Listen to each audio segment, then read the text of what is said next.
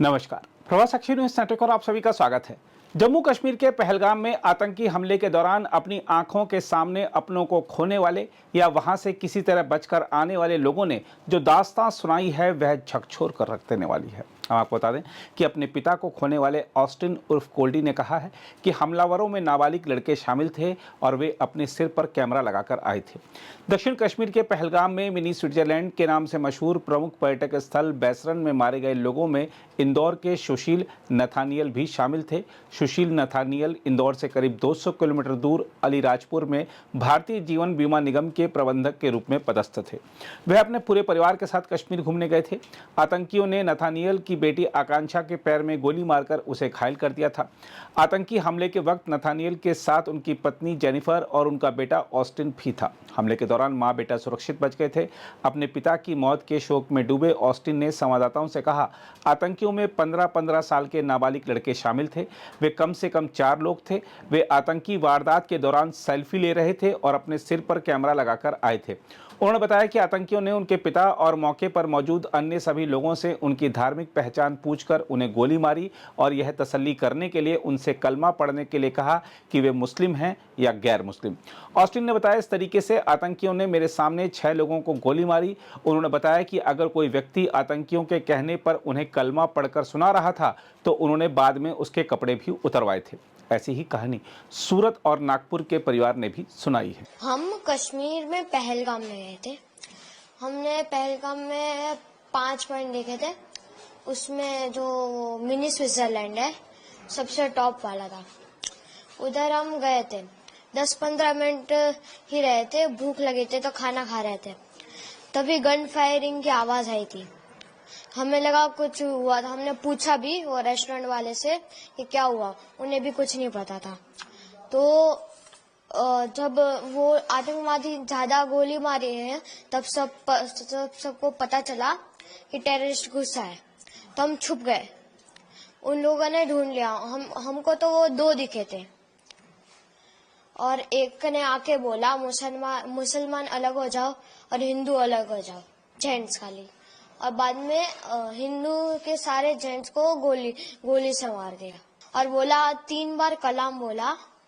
और मुसलमान लोगों को लैंग्वेज आती थी, उन लोगों ने 3 बार मुसलमान बोला और जो नहीं बोला उसे गन से उड़ा दिया, मार दिया।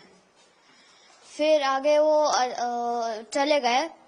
बाद में सिविल लोगों ने बोला कि जो बच्चे हैं, जिंदा बच्चे हैं, वो जल्दी नीचे उतरो। तो हम नीचे उतर गए। मैं तो घोड़े से आ रहा था, मैं तो घोड़े से नीचे उतरा। मेरी मम्मी और दीदी उतर के गई पहाड़। ये हुआ, हम नीचे पहुंचे। बाद में आर्मी सारी आ गई। बाद में मतलब आधा 1.5 घंटा हो गया था, उसके बाद आर्मी आई। अब मैं चढ़ा, बाद में पता नहीं क्या हुआ। बाद में देखो, हमने वो मिलिट्री बेस थी उधर, जस्ट नीचे मिलिट्री बेस थे। हम उधर रुके थे थोड़ी देर। बाद में शाम को हम होटल में चले गए थे। हम 18 को निकले थे मॉर्निंग में जम्मू के लिए मुंबई से। वहाँ पे हमने 3 नाइट श्रीनगर में की। और ये पहलगाम के लिए हम जब निकले, सुबह निकले श्रीनगर से और दोपहर में 12, साढ़े 12, 1 बजे तक पहुँच गए। वहाँ पे गाड़ी पार्क किया और वहाँ से क्या पौनी लेके ही ऊपर जाना पड़ता है सबको। तो पौनी सब बंदोबस्त करवा के हम ऊपर गए। मतलब 2-2:30 बज गए हो गए ऊपर पहुंचे तो। फिर वहां जाके थोड़ा रेस्ट किया। मतलब 5-10 मिनट हुए थे हम वहां पहुंचे ऊपर।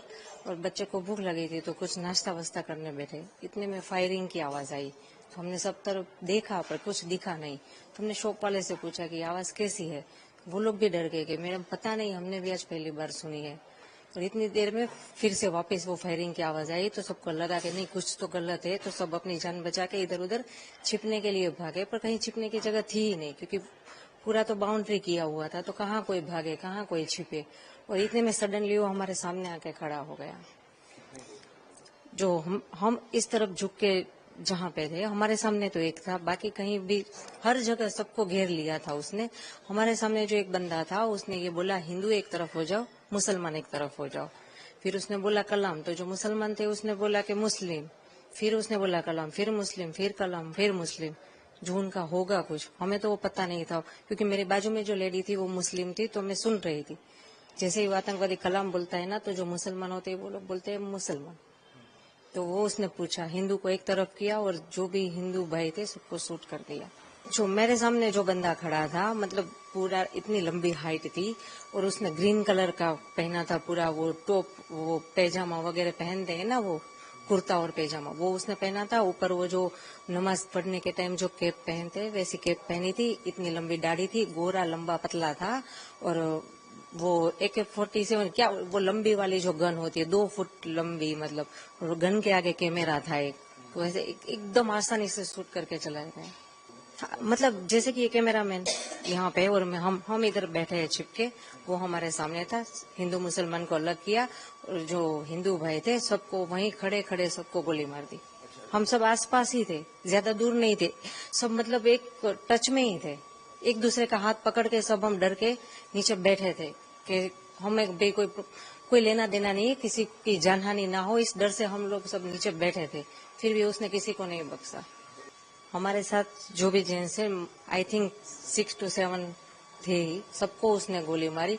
और उसने इतनी नजदीक से गोली मारी ना, मतलब 2 से 3 मिनट में सब खत्म। हमारे सामने ही, जैसे कि मेरे हस्बैंड का सर मेरे गोद में था, मेरे पीछे मेरी बेटी, उसके पीछे मेरा बेटा, ऐसे हम बैठे थे। मैं भी कुछ नहीं कर सकी, कुछ नहीं। जो हिले उसको भी वो गोली मारने का बोला था, वो किसी को हिलना भी नहीं है। हाँ, नहीं मारा। बच्चे जो छोटे थे नहीं मारा, जो बड़े थे, यंग हुए, उसको मारा। और बाकी के ओल्ड एज है तो उसको भी मार दिया। एक्चुअल में मैं एक लकी बोलूंगा, लकी हूँ कि हम क्या पूरा घूम के जो एग्जिट है, एग्जिट बहुत संकरा था, 15 बाय 60-70 फीट लंबा था और उसका निकलने के लिए सिर्फ 4 फीट का एक दरवाजा था। और लकीली मैं उस 4 फीट के दरवाजे पे ही खड़ा था। उसको उस तरफ जंगल था, घोड़े खड़े रहते हैं दलदल में, तो लकी मैं वहीं पे खड़ा था। पीछे से एकदम से फायरिंग की आवाज हुई गार्डन में, जहाँ पे बोल सकते हैं। और लोग, पब्लिक जो है पूरी वो गैलरी में घुसी, 15 बाय 70 की, 60-70 फीट की, तो पूरी भर गई। मैंने 1 सेकंड पीछे देखा, लेकिन तब तक वो पूरी गैलरी पब्लिक से भर चुकी थी। तो हमारे को उस गैलरी के उधर का, पीछे का नहीं दिखाई दिया जहाँ पे टेरेस थे, लेकिन कंटिन्यू फायरिंग हो रही थी। तो लोग एक दूसरे को कुचलते हुए धक्के दे रहे थे। तो मैंने मिसेस को दलदल की तरफ धकेला दिया, तो घोड़े वाला तो हमारे को तुरंत छोड़ के, घोड़ा छोड़ के भी भाग गया। वो घोड़ा भी छोड़ा और वो खुद भी भाग गया जंगल में। और फिर पीछे मेरी मिसेस को दलदल में धक्का दिया, मेरे बेटे को भी उतारा। और फिर हम कंटिन्यू, गोलियां चल रही थी तो हमारे को उस समय दिमाग काम नहीं किया, हम जंगल की तरफ कूद गए। और जंगल की तरफ 7 से 8 किलोमीटर हम जंगल पहाड़ उतरते हुआ है, 8 किलोमीटर का रास्ता। वो जो पैर में चोट आई थी वो वाकया क्या था? एक्चुअल में कैसे, वो 3 से 4 बार गिरे हैं रास्ते में। उनका पहली बार जब गिरे पैर मुड़ गया पूरा, फिर दूसरी बार गिरे, वो फिर भी कंटिन्यू चल रहे थे। तो मेरे बेटे ने, मैंने और वो खुद भी पकड़ के जैसे तैसे उनको 7 से 8 किलोमीटर का पहाड़ उतारे। एक्चुअल में फिर मैं नीचे आया, मेरी पर्सनल कार खड़ी थी वहाँ पे पार्किंग में। मैंने ड्राइवर को कॉल किया, ड्राइवर बोले मैं नहीं आ सकता हूँ। तो मैंने एक लोकल था वहाँ पे आर्मी वाले को बोला कि मतलब मेरे को मेरी कार तक पहुंचवा दीजिए, बाकी कुछ नहीं चाहिए मेरे को और कोई नीड नहीं चाहिए। उन्होंने कार दिए और उसमें बिठाए और मेरे को मेरी पार्किंग तक छुड़वाए। मेरी पार्किंग में मेरी कार खड़ी थी, फिर मैं अपनी कार में ही हॉस्पिटल लेके गया इनको। डर बहुत ज्यादा था, लोग चिल्ला रहे थे, गिर रहे थे पहाड़ों से। जो पीछे मेरे आगे भी काफी पब्लिक थी, मेरे पीछे भी पब्लिक थी। लोग गिर रहे थे, गिरते हुए आ रहे थे, कोई नदी में गिर रहा था, कोई पत्थर पे गिर रहा था, एक दूसरे को उठा रहे थे और चलते जा रहे थे बस। एक बंदा मेरे बाजू में आया, रो रहा था, बहुत ज्यादा रो रहा था, वो यानी सिचुएशन के कंट्रोल के बाहर था उसको। तो मैंने बोला, उसको बोला रुक रुक रुक। मेरे भाई को बोले मेरे सर में गोली मार दी, बोले मेरे सामने, बोले मैं अपने भाई के लिए रुका भी नहीं, बोले। मैं एक्चुअल में फिर वहाँ अनंतनाग में मेरे को डिस्चार्ज, मैंने उन्होंने एक्सरे वगैरह किए, बोले 2 जगह से एक्चुअल में एक जगह फ्रैक्चर हुआ, लेकिन आपने उनको फिर भी कंटिन्यू दौड़ाए तो दूसरा भी फ्रैक्चर हो गया। अब इनको बोले आप प्लास्टर वगैरह करना पड़ेगा, यहाँ पे ट्रीटमेंट आपको लेना पड़ेगा। मतलब मैं यहाँ पे ट्रीटमेंट लूंगा नहीं, मेरे को एक्चुअल में अपनी सिटी जाना है। तो मतलब आपकी परमिशन है क्या डॉक्टर? बोला मैं जा सकता हूँ क्या? बोले हाँ आप ट्रेवल कर सकते हैं, हम प्लास्टर वगैरह चढ़ा के दे देंगे और आपको दवाई या इंजेक्शन दे देंगे और आप जा सकते, बोले लेकिन आपको ट्रीटमेंट आपके शहर में जाके लेना पड़ेगा। बोला ठीक है, मैं वहाँ जाके लूंगा। फिर मैं श्रीनगर अपनी खुद की कार में ही आया, कुछ नहीं, हम खुद ही कर रहे थे सब। श्रीनगर पहुंचा, वहाँ पे होटल वगैरह किया, वहाँ पे रहा, कंटिन्यू फ्लाइट देख रहा था, कोई फ्लाइट नहीं मिल रही थी। तो मैंने विक्की कुकरेजा जी है उनको फोन किया, मतलब ऐसी सी बात है, मैं ऐसी सिचुएशन हूँ, मतलब पैसे भी मैं देने को रेडी हूँ, मेरे को सिर्फ एक फ्लाइट चाहिए यहाँ से निकलने के लिए, दिल्ली की हो मुंबई को, उसके आगे का भी मैं खुद कर लूंगा, सिर्फ यहाँ से निकलने के लिए एक फ्लाइट हो। क्योंकि मेरी मिसेस के पैर फ्रैक्चर हो चुके हैं और मतलब मैं रुक नहीं सकता हूँ यहाँ पे। हालांकि मैं डरा नहीं था कि श्रीनगर में ऐसा कोई ये नहीं था। तो उन्होंने ठीक है बोले मैं CMO के पोर्टल पे बोले आपकी डालता हूँ और डिटेल वगैरह लिए, डाले और उसके बाद में फिर मेरे को मुंडे जी कोई है, उनकी कॉल आई, थोड़ी देर में ही आ गई कॉल, और फिर उन्होंने कंटिन्यू मेरे को कॉल कांटेक्ट में, रात के 1 बजे तक मेरे कांटेक्ट में थे। वो मेरे से पूछ रहे थे आप कैसे हो, क्या हो, आपको फ्लाइट की टिकट मिली? हमला हाँ मिल गई, आपने टिकट दे दिए। फिर मैं एयरपोर्ट जा रहा था तो भी उनकी कॉल आई, बोले आप एयरपोर्ट के लिए निकले कि नहीं निकले? मैं मैं निकला, आप टेंशन मत लो। बोले आपको कोई नीड है क्या? मैं नहीं, मेरे को कोई नीड नहीं है, मेरे को सिर्फ फ्लाइट की टिकट चाहिए यहाँ से बाहर निकलने के लिए, उसके आगे का मैं खुद ही देख लूंगा। तो बोले कोई दिक्कत नहीं, यहाँ से हम आपको श्रीनगर से मुंबई तक की टिकट दे रहे हैं, बोले आपको। मतलब कोई दिक्कत नहीं, मुंबई से मैं नागपुर खुद ही कर लूंगा, मेरे को कोई कुछ नहीं चाहिए, मेरे को सिर्फ यहाँ से निकलना है। अभी भी खौफ है उस चीज का, आंखों के सामने वही गुजर रहा है जो देखा है हमने। कैसे पहुंचे वो हमको पता, सिर्फ भगवान का नाम लेके पहुंचे हैं।